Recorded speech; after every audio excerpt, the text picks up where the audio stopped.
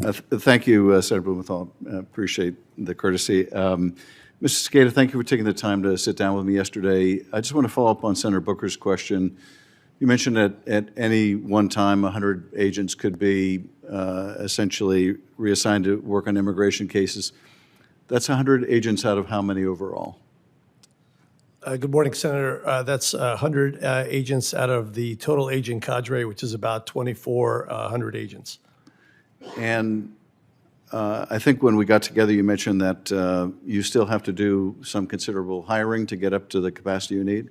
Yes, sir. The administration has directed us to increase our special agent numbers up, actual special agents up to 3,000 agents, which would bring us additional 800 or so agents to get to that number. And what is the need for the additional 800 agents?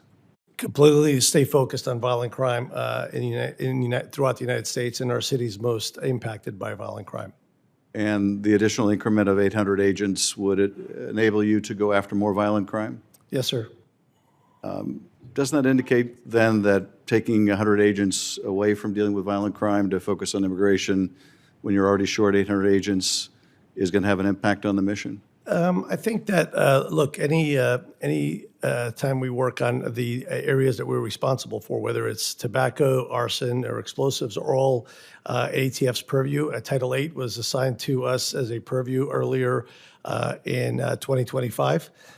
So in support of the administration's mission and also in support of our partners at HSI, we've done our best to have that be the least impactful, especially while we stayed focused on violent offenders that were illegal aliens. Again, gang members, as I mentioned to you in our conversation. And just recently, this week, we had in Title VIII operations a person that threatened federal law enforcement with a rifle and put on social media that they were going to empty a clip of 30 rounds into agents standing on the street. ATF agents promptly identified that person and removed that offender from the streets. Mrs. Cekada, I appreciate that, but I think it's really incontestable that if you need more agents to go after violent criminals that are using guns in the commission of crimes, then diverting some of the agents you already have, 100 agents, to work on immigration enforcement, often generally involving people who have no criminal record apart from being undocumented, is going to dilute your effectiveness. But let me turn to another topic, and that is we discussed the issue of these 3D printers and the printing of weapons. Are you seeing a trend here? Are we seeing more of these ghost guns show up in crime? Has it plateaued? What is the trend? How concerned are you about it? And what do you think we can do about it? Again, thank you.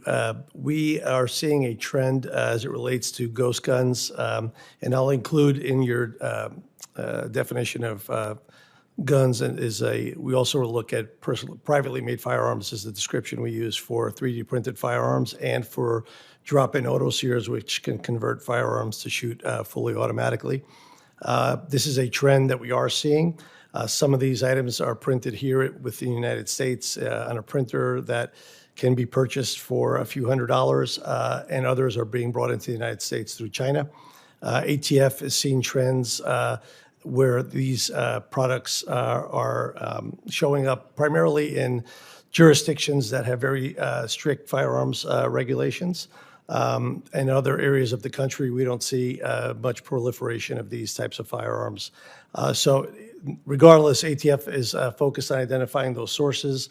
And I'm sorry to tell you again, but we use all of the tools we have to try to identify who's manufacturing these 3D printed firearms. And one of the greatest tools we have is our laboratory here in Amandale, Maryland.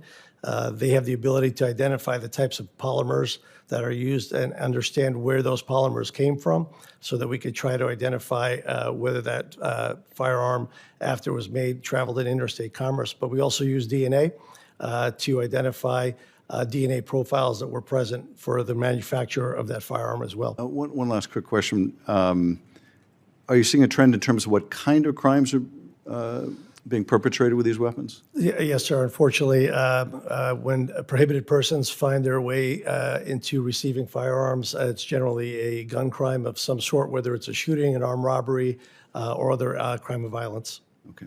Thank you. I yield back. Thank you. Senator Hawley. Thank you very much. Thank you to all of